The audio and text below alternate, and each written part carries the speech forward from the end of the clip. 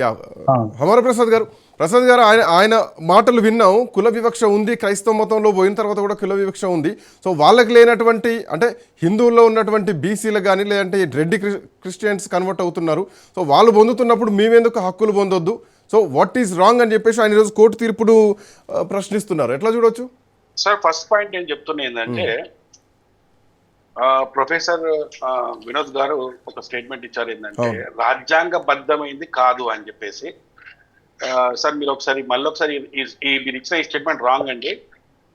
Point ఏంటంటే ఇక్కడ క్రిస్టియన్లో కూడా మాకు రెడ్డి క్రిస్టియన్లు ఉన్నారు, ఇంకేదో క్రిస్టియన్లు ఉన్నారు అని రకరకాలు చెప్తున్నారు. అది క్రిస్టియన్స్ ప్రాబ్లం, అది మా ప్రాబ్లం కాదు, అది క్రిస్టియన్ల ప్రాబ్లం.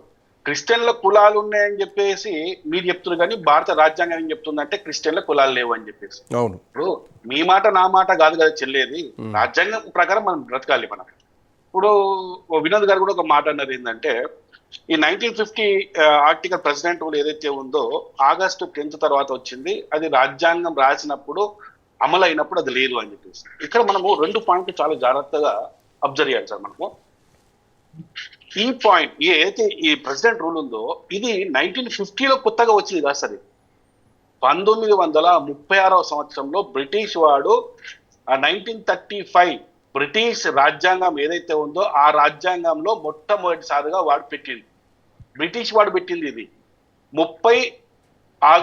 ఏప్రిల్ 1936 ఆ రోజు వాళ్ళు ఒక జియో పాస్ చేశారు. ఆ జియోలో ఏమనుంది అంటే, no Indian Christian shall be deemed to be a member of scheduled caste. చాలా స్పష్టంగా ఉందండి. 1935లో ఉంది. మన భారత రాజ్యాంగం, మనం ఏదైతే భారత రాజ్యాంగంలో మనం ఉన్నామో ఆ రాజ్యాంగంలో 60 to 70% 1935 యాక్ట్ రాసుకున్నాం మనం. 60 to 70% అదే ఉందండి. అందులో నుంచి ఒక భాగంగానే ప్రెసిడెంట్ రూల్ కింద రాసుకున్నాం మనం. అయితే ఇక్కడ మీ అందరికీ ఒక డౌట్ రావచ్చు, ప్రొఫెసర్ గారు కూడా ఒక డౌట్ రావచ్చు, అందరికీ రావచ్చు. సరే ఆర్టికల్ రూపంలో రాసుకోవచ్చు కదా, ఎందుకు ప్రెసిడెంట్ రూల్ కింద రాశారు ఇది అని చెప్పేసి. ఇక్కడే ఒక చాలా మంచి వెసులుబాటు మనకి ఇచ్చారు. మనకొకటి ఏమని ఇచ్చారంటే, ఆర్టికల్ రూపంలో ఎప్పుడైతే ఈ చట్టాన్ని పెడితే ఒక్కొక్క రాష్ట్రంలో, ఒక రాష్ట్రంలో ఎస్సీ అయిన వాడు ఇంకో రాష్ట్రంలో బీసీ అవుతున్నాడు, ఇంకో రాష్ట్రంలో ఎస్టీ అవుతున్నాడు. సో ఈ గందరగోళం నుంచి ప్రతి రాష్ట్రంలో ఉన్న చట్టాల్లో అంటే ఆర్టికల్లో మార్పులు తీసుకురావాలంటే ప్రతిసారి పార్లమెంట్ లో బిల్లు పెట్టాల్సి వస్తుంది. ఆ బిల్లులో మళ్ళీ మెజార్టీ రావాల్సి వస్తుంది, ఓటింగ్.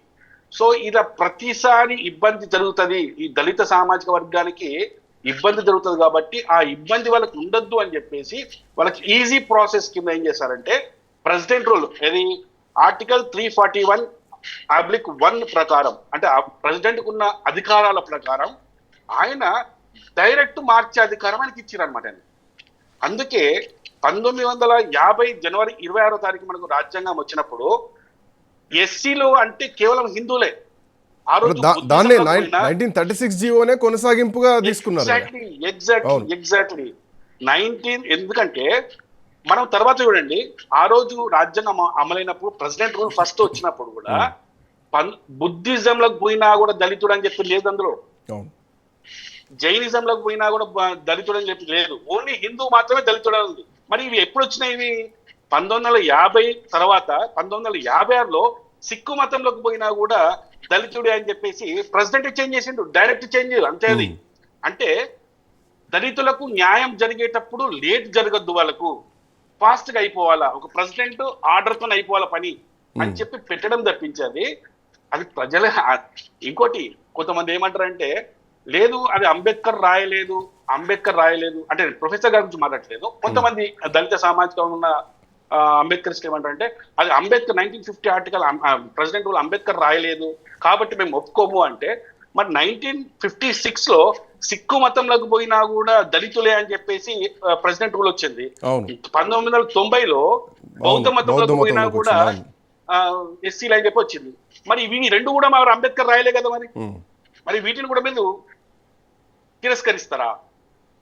అంటే ఇవాళ బుద్ధిజంలో పోయి సిక్కిజంలో పోయిన అంబేద్కరిస్టులు ఎవరైతే ఉన్నారో మరి వాళ్ళు తమ దళిత ఎస్సీ రిజర్వేషన్ వదులుకుంటారా? చూడండి, ఇప్పుడు మనము చరిత్రను పర్ఫెక్ట్ చదవాలి సార్. మనం అసలు ఇది ఎక్కడి నుంచి స్టార్ట్ అయింది, ఈ రిజర్వేషన్ సిస్టమ్ అనేది 1935లో వచ్చేసరి ఇది. ఆ 35 ఎందుకు వచ్చిందో నేను ఒక నిమిషంలో చెప్తా, దయచేసి వినండి. రైట్. కాలారాం టెంపుల్ అనేది అప్పట్లో అంబేద్కర్ చేసిన ఒక ఉద్యమం జరిగింది. అది 1930 నుంచి 35 వరకు 5 సంవత్సరాల పాటు జరిగింది.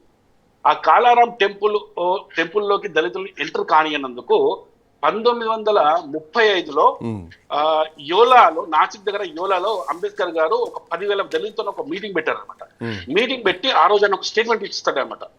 అన్ఫార్చునేట్లీ నేను హిందూగా పుట్టాను కానీ హిందూగా చావను అని చెప్పి స్టేట్మెంట్ ఇచ్చి మనం అందరము మతం మారిపోదాము అని డిసైడ్ చెప్తారనమాట అందరికి. అప్పుడు ఏమవుతుందంటే అప్పుడు అందరు కలిసి ఒక మీటింగ్ చేసుకున్నప్పుడు మీరు మతం మారిపోయి మెజారిటీ ఉన్న ఈ దళితులందరినీ క్రిస్టియన్ మతంలో తీసుకుపోతాడేమో, ముస్లిం మతంలో తీసుకుపోతాడేమో అని చెప్పేసి భయపడ్డారు. ఎందుకంటే ఎప్పుడైతే క్రిస్టియన్ ముస్లిం మతాలకు వెళ్తే వాళ్ళ మెజారిటీ పెరిగేసి దేశం యొక్క సార్వభౌమత దెబ్బతింటదని చెప్పేసి భయపడ్డప్పుడు ముంజే అని చెప్పేసి డాక్టర్ బిఎస్ ముంజే గారితో, ఆయన హిందూ నాయకుడు అనమాట, హిందూ మహాసభ నాయకుడు, ఆయనతోని ముంజే అంబేద్కర్ ప్యాక్ట్ అని చెప్పేసి 1936లో జరిగిందండి. అప్పుడు బ్రిటిష్ వాళ్ళు ఏం చెప్పారంటే అంబేద్కర్ స్ట్రేట్ ఫార్వర్డ్ గా వార్నింగ్ ఇచ్చారు. బ్రిటిష్ వాడు ఇచ్చాడండి, మనం కాదు. బ్రిటిష్ వాడు ఏం చెప్పాడంటే నువ్వు ఎప్పుడైతే అప్పుడు ఆయన సిక్కిజంలో పోదాం, సిక్కు మతంలో పోదాం అనుకున్నాడు ఆయన. నువ్వు సిక్కు మతంలోకి పోతే మాత్రం నీకు మన పూనా ప్యాక్ట్ అయింది కదా, అంత 1932లో పూనా ప్యాక్ట్ అయింది. పూనా ప్యాక్ట్ ద్వారా ఏదైతే రిజర్వేషన్ సిస్టమ్స్ దళిత సామాజిక వర్గానికి వచ్చినాయో అవన్నీ క్యాన్సిల్ చేసేస్తామని చెప్పేసి బ్రిటిష్ వాడు వార్నింగ్ ఇచ్చింది సార్.